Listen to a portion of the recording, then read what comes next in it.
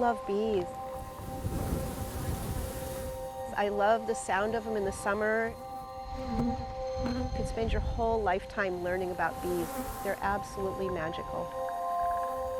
Surrounded by the sight of thriving bees. Ooh, goodness, this is a nice strong hive. And a sound she finds soothing. These hives are where beekeeper Dawn Beck finds peace and purpose. Oh, there we go. So here's one where they're just drawing out brand new wax. Now retired from her career as an accountant and CFO, her seasons are marked by the needs of these honeybees. But I always move really slowly, so I try not to squish any. Her hives are located at Boldly Grown Farms in the Skagit Valley, where they can play an important role. And just one of these hives can hold around 50,000 bees. Every third bite of food is due to a honeybee.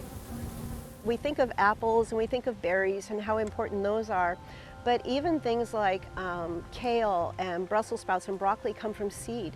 And we don't get seed if we don't have honeybees. They are the best pollinators on the planet. But to protect the pollinators, beekeepers must defend them from what studies name as the leading threat to their health. It's a parasite mite called the Varroa destructor, and it attacks and feeds on honeybees, killing them.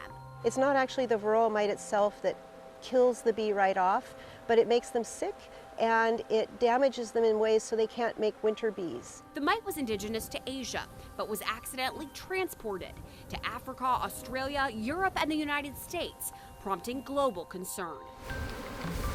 There are some treatments that help, but years into work to stop them, they've hardly budged. If you have bees, you have mites. It's just guaranteed. She can use some techniques to slow them down, but there's no simple long-term fix. These guys might have their brood up in the upper box. Let me double check here and see. For Dawn, that means regular testing and constant vigilance. The Varroa mite, in the spring, there's a few of them, and they bell curve up. And they build and build and build exponentially. So if you can keep them low in the spring, you can kind of flatten the curve and manage the Varroa so they don't kill your bees over winter.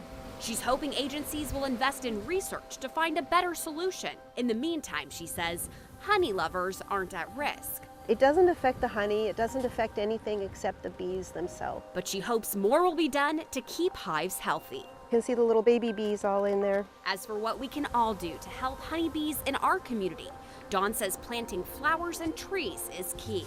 Anything that blooms with blossoms, the bees will find either nectar or pollen, and anything that can give them a variety of pollen in their diet. Just like we need a variety of foods, they need a variety of pollen.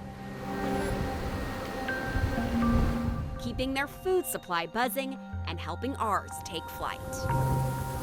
For Environment Northwest, I'm Erica Zucco.